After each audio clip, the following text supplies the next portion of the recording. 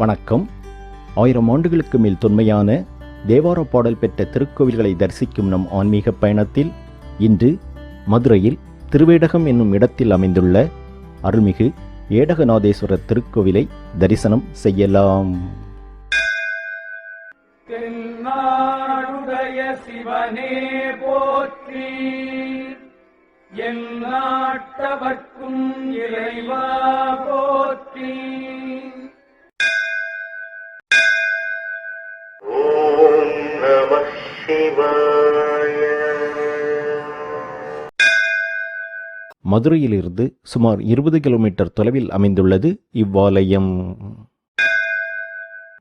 திருஞான சம்பந்தரால் தேவார பாடல் பெற்ற திருத்தலம் இது. தேவார பாடல் பெற்ற பாண்டிய நாட்டு தலங்களில் இது 4வது தலமாகும். இத்தலத்தின் தல வரலாற்றின்படி அன்றைய காலத்தில் பாண்டிய நாட்டை கூன்பாண்டியன் என்ற மன்னன் ஆட்சி செய்து வரும் பொழுது திருஞான சம்பந்தர் மதுரைக்கு வருகை புரிந்தார். ஈசனடி போற்றி, எந்தையடி போற்றி, தேசனடி போற்றி, சிவந்தேவடி போற்றி. அப்பொழுது கூன்பாண்டிய மன்னன் சமண சமயத்தின் மீது பற்று கொண்டிருந்தான். இந்த வேளையில் கூன்பாண்டிய மன்னனை வெப்பு நோய் தாக்க, நோயின் தாக்கத்தினால் மன்னன் அவதியுற மன்னனை சுற்றி இருந்த வைத்தியர்களாலும் சமணத் துறவிகளாலும் மன்னனின் நோயை குணப்படுத்த முடியவில்லை.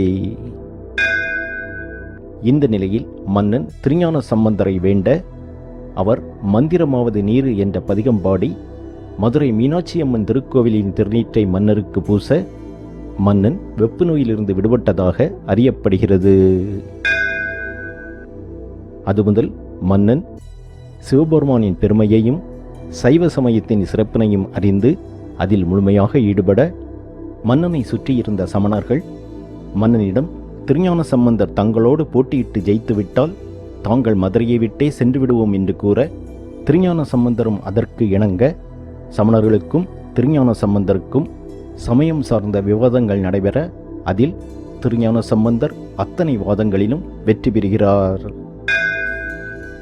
இறுதியில் சமணர்கள் தாங்கள் சமணத்தின் சிறப்பையும் திருஞான சம்பந்தர் சைவத்தின் சிறப்பையும் பதிகமாக எழுதி வைகை ஆற்றில் விட வேண்டும் என்றும், எந்த ஏடு தண்ணீரில் மூழ்காமலும் தண்ணீரால் அடித்து செல்லப்படாமலும் பாண்டிய நாட்டிற்குள் கரை ஒதுங்குகிறதோ அதையே தாங்கள் ஏற்றுக்கொள்வதாக கூற, அதன்படி சமணர்களும் திருஞான சம்பந்தரும் தத்தம் ஏட்டினை வைகை ஆற்றில் விட, சமணர்களின் ஏடு ஆற்றில் மூழ்க வைகை ஆற்றில் விடப்பட்ட திருஞான சம்பந்தரின் ஏடு இத்தலத்தில் கரை ஒதுங்கியதாகவும், இப்படி ஏடு கரை ஒதுங்கியதால் இத்தலத்திற்கு திருவேடகம் என்ற பெயர் வந்ததாகவும் அறியப்படுகிறது. இத்தலம் திருமண பரிகார தலமாக அறியப்படுகிறது.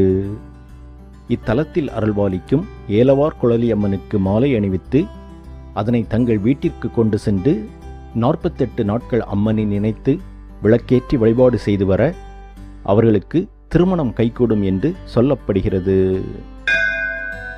மதுரைக்கு ஆன்மீக பயணம் செல்பவர்கள் அவசியம் சென்று தரிசிக்க வேண்டிய திருத்தலம் இது. மற்றும் ஒரு தேவார பாடல் பெற்ற திருக்கோவில் தரிசனத்தில் சந்திப்போம். நன்றி, வணக்கம்.